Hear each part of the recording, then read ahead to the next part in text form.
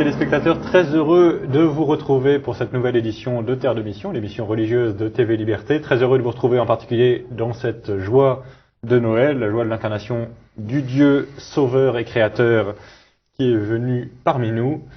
Au programme aujourd'hui, deux séquences. L'abbé Pagès d'abord, qui vient nous parler d'islam comme souvent, mais en particulier de la nouvelle édition de son livre Interroger l'islam. Et ensuite, nous recevrons Grégoire Pupin, qui est également habitué de ce plateau, qui vient nous présenter son livre sur les droits de l'homme dénaturé. Mais tout de suite, je me tourne vers l'abbé Pagès. Bonjour, monsieur l'abbé. Bonjour, Guillaume. Merci beaucoup d'avoir accepté notre invitation. Vous savez que vous êtes évidemment chez vous, à ce plateau de Terre de Mission. Vous venez de publier une nouvelle édition, la 4e de Interroger l'islam, toujours préfacée par Joseph Fadel.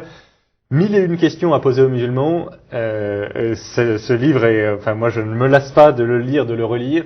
Ce livre est une somme sur les incohérences du Coran, sur le fait que ça ne peut pas être une révélation divine, qu'évidemment l'islam, alors pardon chers amis téléspectateurs, mais il faut dire les choses comme elles sont, l'islam ne peut pas être autre chose que une œuvre de l'Antéchrist, puisque celui qui vient et qui dit que Jésus n'est pas le Seigneur ne peut pas être autre chose que l'Antéchrist. C'est écrit en toutes lettres dans notre Nouveau Testament. Et donc, cher monsieur l'abbé, vous, à chaque nouvelle édition, vous posez de nouvelles questions, et à chaque fois, c'est un enchantement. Alors, expliquez-nous un peu quel projet il y a derrière Interroger l'islam. Très bien. Eh bien, donc, en fait, en 2003, Jean-Paul II a publié une exhortation apostolique, Ecclesia in Europa.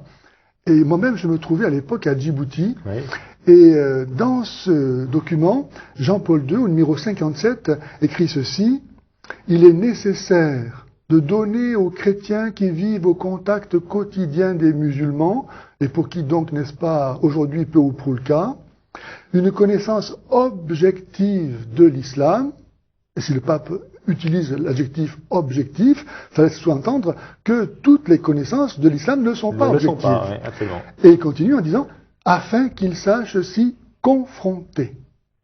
Donc cette phrase, pour moi, si vous voulez, c'est la charte de mon action. Et elle me permet à la fois, comme vous le disiez, de montrer pourquoi l'islam est faux, en me référant simplement aux contradictions du Coran. Bien sûr. Déjà, parce que l'islam ne repose sur rien d'autre fondamentalement que sur le Coran. Absolument. Donc si le Coran vient à montrer son inanité, c'est tout l'islam qui s'effondre. D'ailleurs, à ce sujet, si vous voulez bien, à un moment donné, je voudrais dire quelque chose. Et deuxièmement, se confronter à l'islam, ça implique donc un rapport de force, et donc de se connaître soi-même, d'être soi-même quelqu'un. Donc c'est à une réappropriation de notre identité aussi que Jean-Paul II appelait les chrétiens à œuvrer pour pouvoir réaliser cette confrontation. Donc mon livre, quelque part... Et pardon, peut-être, puisque nous sommes dans le temps de Noël, peut-être, chers amis téléspectateurs, gardez en tête que le cœur de notre foi, c'est le Dieu trinitaire, c'est le Dieu incarné, et c'est exactement ça que l'islam rejette. Pour eux, le crime abominable, c'est l'associationnisme, c'est-à-dire le crime des chrétiens qui croient à la Sainte Trinité, et donc au Dieu incarné. Nous sommes pour l'islam l'abomination de la désolation, et donc il est évidemment faux que nous ne pouvons pas avoir le même Dieu. C'est ça. Alors à ce sujet, il faut dire que effectivement il n'y a qu'un seul Dieu qui est le même pour tous.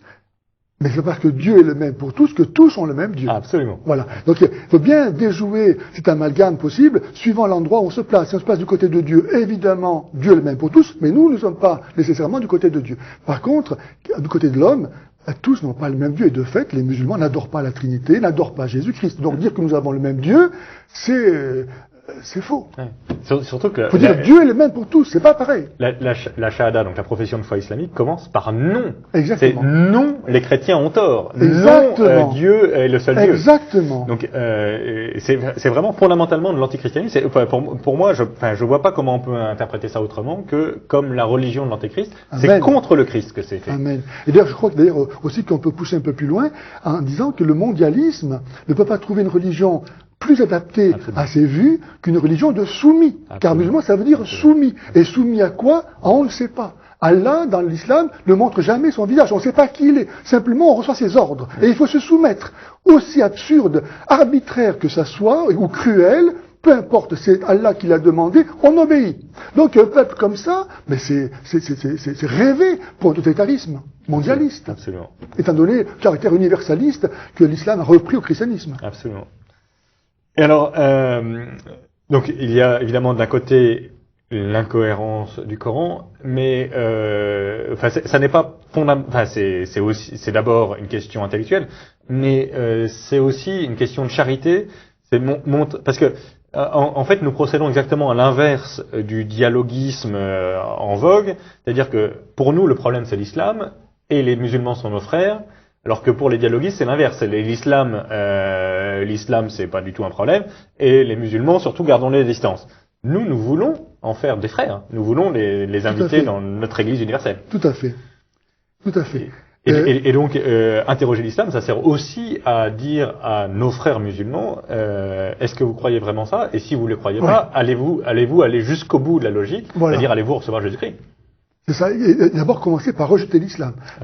Le cas de Joseph Adel est tout à fait emblématique du chemin qu'il y a à suivre pour un musulman. Il ne peut pas se convertir sans d'abord, ça s'appelle la conversion, rejeter l'islam.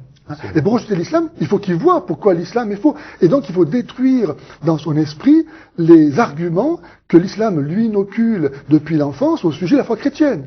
Il a appris que les chrétiens, comme vous disiez, sont d'afro-associationnistes, ne croient pas en un seul Dieu, ce qui est une évidence philosophique incontestable. Donc, il faut d'abord lui montrer que c'est faux. Alors, juste petite parenthèse, chers amis téléspectateurs, savez-vous que la Trinité dont il est question dans le Coran comprend Dieu le Père, Dieu le Fils et Marie?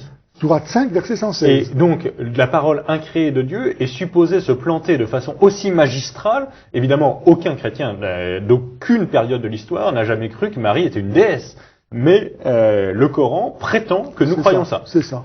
Donc, évidemment, rien que ça devrait suffire à ruiner l'édifice intellectuel de la chose. Exactement.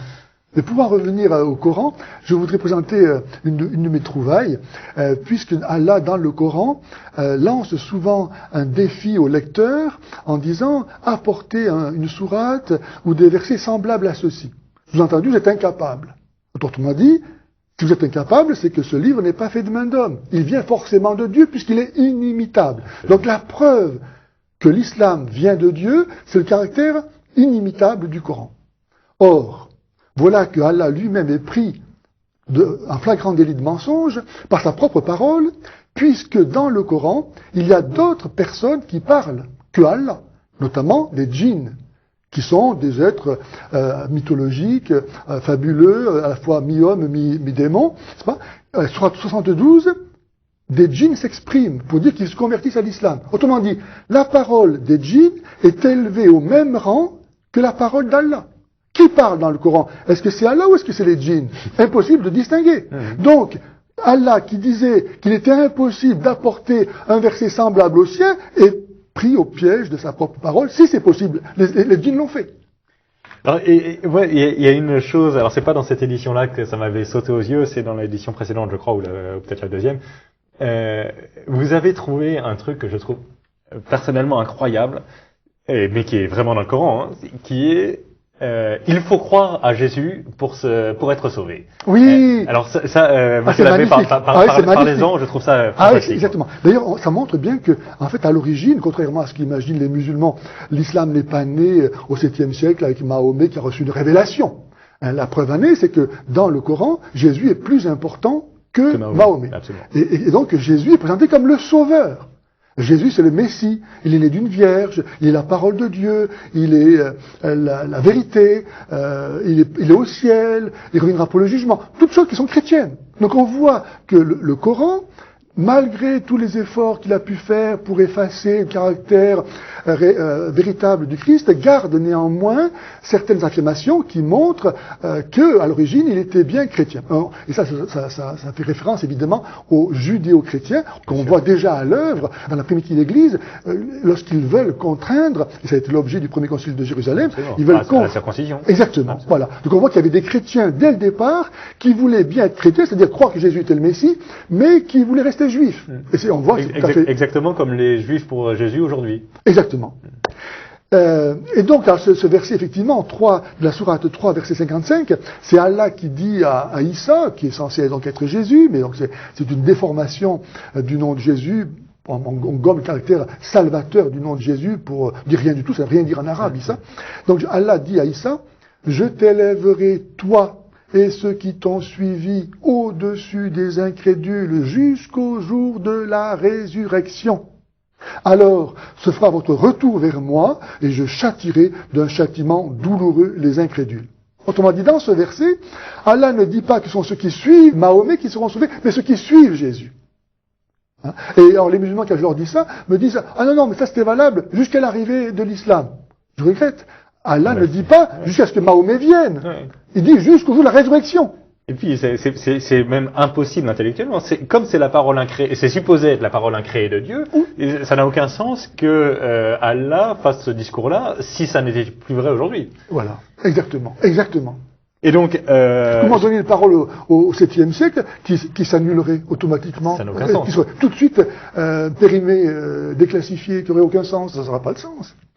Alors, chers amis téléspectateurs, si vous n'avez pas vu les éditions précédentes, mais même si vous les avez vues, parce que 1001 questions, on a à chaque édition, l'abbé, qui est un puits d'érudition sur le Coran, l'abbé rajoute de nouvelles questions. Donc on en est maintenant à 1001. Vous pouvez peut-être attendre la 5e pour passer à 1100, mais plus sérieusement, lisez, mais quand je dis lisez, potassez, revenez. Moi j'ai lu de bout en bout la première et la deuxième. Maintenant les suivantes, j'y vais au gré des inspirations. Et franchement, ce livre est une bombe parce que moi, chers amis téléspectateurs, vous savez tous, évidemment comme moi, comme nous tous, que l'islam est un problème majeur aujourd'hui. Et l'islam est un problème majeur, mais aussi l'islam est d'une fragilité extraordinaire. C'est un édifice qui ne tient pas la route. Il faut poser ces questions-là aux musulmans. Moi, je vous garantis que si nous faisions correctement notre boulot, nous baptiserions à la lance à incendie, comme je le dis souvent, pardon de la trivialité, mais vraiment, il devrait normalement, au moins en France, il n'est pas normal que nous ne baptisions pas des centaines, des milliers, des dizaines de milliers de musulmans tous les ans. Tout à fait. L'islam n'est fort que notre faiblesse, que notre trahison. Absolument. En fait, c'est le châtiment de notre apostasie. On n'ose plus dire la vérité. On cherche des accommodements, mais parce qu'on ne croit plus vraiment que Jésus, c'est le seul Seigneur qui est pour le salut de tous les hommes. Non, on accepte que, voilà, tu te trompes. Qu'il soit l'un parmi d'autres. Voilà. Donc, chers amis, nous venons de fêter Noël. Nous venons de fêter le Dieu incarné venu pour nous sauver dans notre chair. C'est plus important que jamais de lire, interroger l'islam. Monsieur l'abbé, mille merci d'être venu sur Terre de Mission. Merci beaucoup.